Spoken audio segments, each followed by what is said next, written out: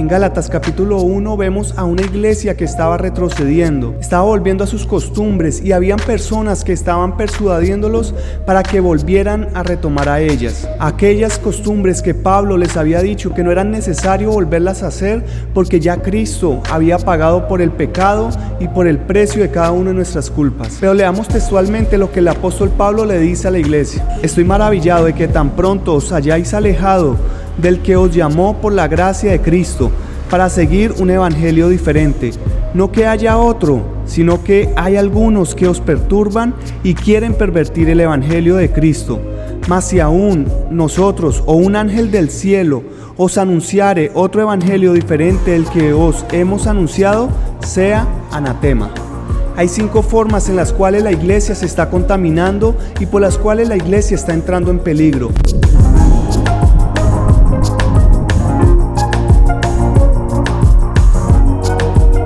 La primera de ellas es que nos estamos convirtiendo en sabios en nuestra propia opinión.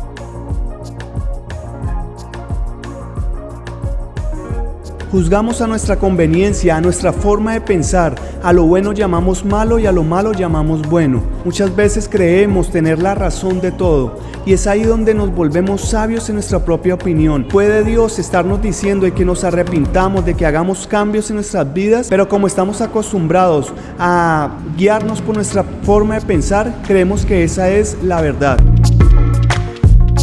Otro de los puntos por los cuales creo que la iglesia está en peligro es que nos estamos adaptando a las malas costumbres de este mundo. Estamos adquiriendo cosas que el mundo nos está vendiendo y las estamos trayendo a nuestras congregaciones. En este momento se nos hace normal ver en las calles gente haciendo rituales satánicos, invocando a espíritus para consagrar las ciudades a Satanás, queriendo decir que esto es parte de nuestras costumbres, de nuestros ancestros, como si Cristo no hubiera hecho en nosotros nuevas criaturas y como si Él no hubiera limpiado nuestras mentes. En Romanos 12:2 dice que no imitemos las cosas malas ni las costumbres de este mundo, sino que antes seamos renovados en nuestra mente por la palabra de Dios, por el Espíritu, y que de esta forma vamos a conocer la voluntad de Dios que es agradable y perfecta para nuestras vidas.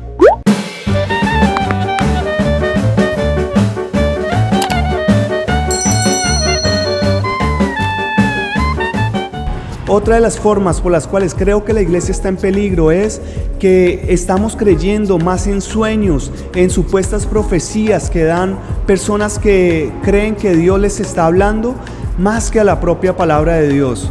Estamos haciendo a un lado la Biblia, la estamos reemplazando por estos sueños. Y vienen personas y nos dicen, se paran en los púlpitos y les dice a la congregación: el Señor me mostró anoche que va a suceder esto. El Señor me mostró que va a pasar esto con su vida.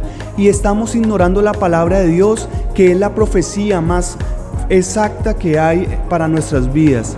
Y esto es una realidad. Hay iglesias en las cuales ya no se predica la Biblia, ya ni siquiera se tiene la Biblia ni en físico, ni en el celular, ni en una tablet, sino que se predican pensamientos humanos. Pero tengamos cuidado, aquí no quiero decir de que ya no existan profetas y que la profecía sea mala. No, sí es posible que Dios nos hable por medio de sueños, de profecías, pero debemos tener en cuenta de que siempre todo esto debe ir acorde a la palabra de Dios, y que esto, si es un evangelio, si nos trae algo diferente a lo que nos muestra el evangelio, debemos rechazarlo. Por eso debemos siempre tener la palabra de Dios en nuestras mentes, para que así podamos discernir lo que es bueno, lo que proviene de Dios y lo que nos hace bien para nuestras vidas. En Juan capítulo 14, versículo 23 nos dice: respondió Jesús y le dijo: el que me ama, mi palabra guardará, y mi Padre le amará, y vendremos a él y haremos morada con él. Aquí nos deja en claro de que es a través de la palabra en la que demostramos el amor a Dios. Si guardamos sus mandamientos, le amamos, y así Él se va a manifestar en nuestras vidas demostrando su amor hacia nosotros. Como cuarto punto vemos el evangelio de la prosperidad. Este que se ha metido a la iglesia con el fin de llevar a las personas a que crean, a que tengan su convencimiento solamente en las cosas materiales. Entonces nos muestra lo que queremos, sea lo que sea. a que se aferren cada vez más a esta tierra, a lo que nos ofrece este mundo y a lo que la Biblia nos dice que se corrompe y se daña. Esto no quiere decir que Dios no nos quiera bendecir. En 3 de Juan, capítulo 1, versículo 2, nos dice la Biblia que Dios desea que seamos prosperados en todas las cosas, así como prospera nuestra alma. Él quiere que seamos bendecidos y prosperados en todo, pero hay una medida y es nuestra alma. Mientras más crezca mi alma, más bendiciones Dios me va a dar. Este evangelio de la prosperidad a lo que está llevando a las personas es a que crean a que en esta vida lo pueden tener todo y que se olviden de lo importante que es prepararnos para una eternidad con Dios. Nuestras oraciones se están centrando en que Dios nos dé cosas, nos dé provisión, pero nos olvidamos de decirle que perdone nuestros pecados, que nos haga más como es Él, que nos haga humildes, que nos haga amables, que nos haga amantes de su obra y de su palabra. Ama el evangelio, y si algún pastor o alguna persona te habla solamente de prosperidad, ten cuidado, porque de pronto te estás equivocando, de pronto estás en el lugar equivocado y estás perdiendo tu alma. Nadie se ha preocupado tanto por mí. Y como quinto y último punto es el evangelio frío.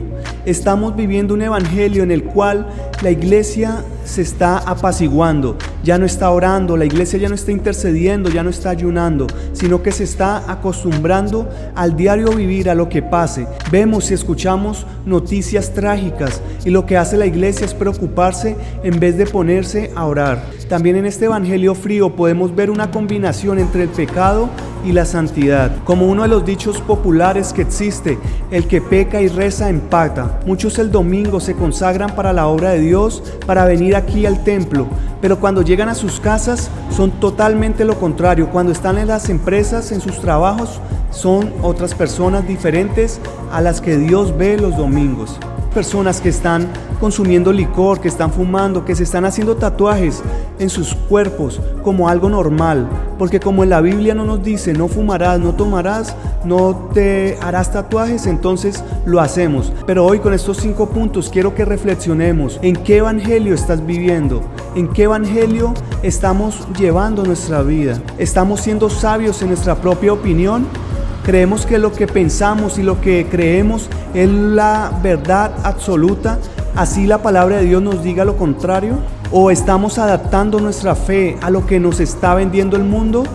Como ahorita es común ver en el mundo parejas del mismo sexo besándose, entonces esto también lo traigo a mi vida.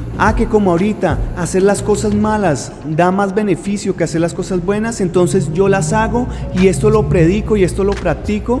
Ten cuidado. ¿O estás viviendo un evangelio basado solamente en sueños y en profecías y estás olvidándote de la palabra de Dios? Te hago una pregunta. Cuando vas a tu iglesia, ¿llevas la palabra de Dios? ¿En tu celular tienes la palabra de Dios? Y si la tienes, ¿cada cuánto la lees? ¿O solamente quieres escuchar que te digan cosas al oído? ¿O estás basando tu vida en el evangelio de la prosperidad? Solo dame, y yo no le he entregado mi alma al Espíritu Santo. Ten cuidado, porque puedes estar perdiendo tu vida y llevarte a una condenación. O un evangelio frío, que ya ni oras, que ya no hablas con Dios, que ya no le cantas, que ya no le adoras, que ya no te congregas. Examínate, y que así como el apóstol Pablo se lo advirtió a la iglesia de que habían personas que les estaban enseñando otro evangelio, a volver a las costumbres atrás, de pronto puede estar alguien llevándote a retroceder, a creer en otro evangelio. También recuerda que si aún un ángel bajara del cielo y nos trajera una palabra diferente a lo que está escrito en la palabra de Dios, lo debemos desechar, porque es anatema, es maldición para nuestras vidas. Solamente lee la palabra de Dios, ora, concéntrate en enamorarte más de Él, en buscarle, para que el evangelio venga a tu vida y crezca, y asimismo tengas una vida de fe, de victoria, una vida de paz y de armonía.